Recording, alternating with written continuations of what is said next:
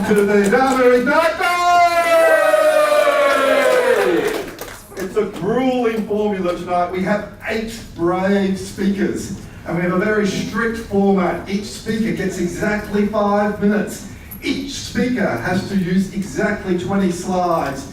Each slide auto-advancing. They have no control over this. Auto-advancing every 15 seconds. It's relentless. It's like an out-of-control train. It's exciting. I'm excited.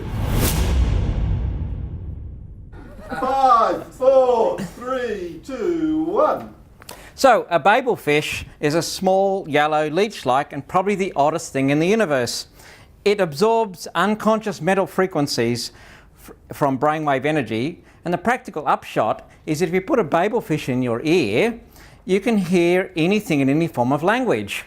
And in some ways, this bizarrely improbable coincidence that something so mind-bogglingly useful could have evolved purely by chance can be seen as the final proof of the non-existence of God. The argument goes something like this: I refuse to prove that I exist, says God, for proof denies faith, and without faith I am nothing. But, says man, the Babel fish is a dead giveaway. It proves it couldn't have evolved by chance, and it proves you exist, and by your own argument you don't. Oh dear, says God, I hadn't thought of that, and vanishes in a puff of logic. That was easy, says man. For an encore, he goes on to prove that black is white, and gets himself killed at the next zebra crossing. But why was Douglas Adams able to tell this story to a 20th century audience? And they immediately understood the reference. It starts about 10,000 years ago. In the Middle East, my roots, the Indo-European language and culture, started. Driven by agriculture, the growing of grasses for human consumption, wheat, barley and beans, they congregated into larger communities. Verbal instructions were no longer adequate, so we created ceramic proxies for reality, representations of wheat, people, sheep, representations of numbers. And growing grass could produce an excessive amount of calories for people. Apart from going fat, what else were we going to do with all this excess food and energy? And we thought to ourselves, why don't we build wonders? No, not that one. It's not that sort of race. So we built wonders to project our wealth and forge identities. So I want to talk about the ancient wonders. Yes, those ones. The great pyramids at Giza, the hanging gardens of Babylon, the statue of Zeus, the Colossus at Rhodes, which is my personal favourite. But there's one missing from the list: the Tower of Babel, because it was never built. You see, there was a king in the Middle East somewhere who wanted his own wonder.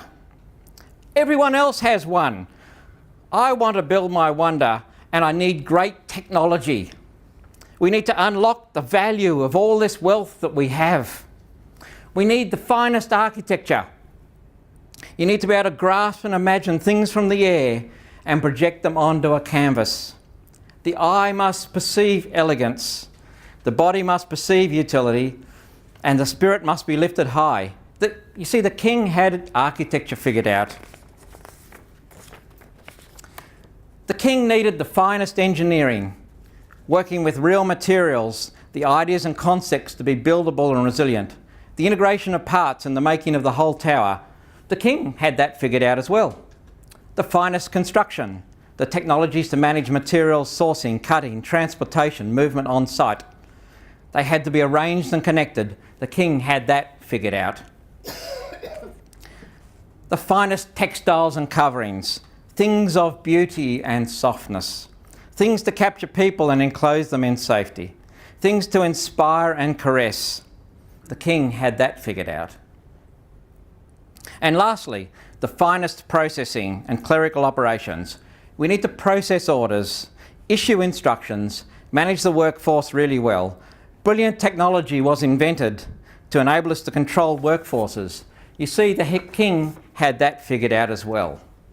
But, unbelievably, it was a disaster. The king could not believe it. How could it go so wrong? Nobody could speak to each other. Nobody listened. Nobody communicated. It was so frustrated that the people blamed God. There must have been supernatural intervention. We had it in the bag. You see, 3,000 years ago, an ancient people told a story to warn future generations that technology was not enough, that without communication projects would fail. They prayed that people would listen to their wisdom. Did we succeed? Nope.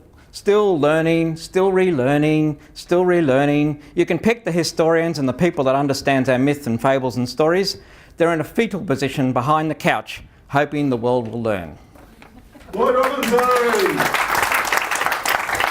Thank you.